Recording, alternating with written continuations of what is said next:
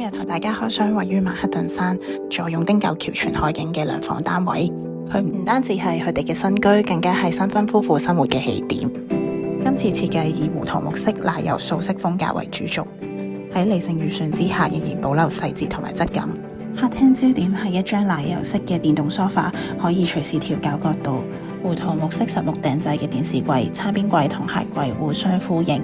而用餐區選用岩板餐台配搭皮質餐椅，我哋仲選配咗淺奶油木色嘅 SPC 地板，配搭米色牆身，構成呢個屋企嘅溫柔底色。兩間睡房都係訂做家私設計，做到頂嘅衣櫃同埋舒適睡床，用盡空間，亦都方便屋企人過嚟過夜，令每一寸空間都真正為屋主而設。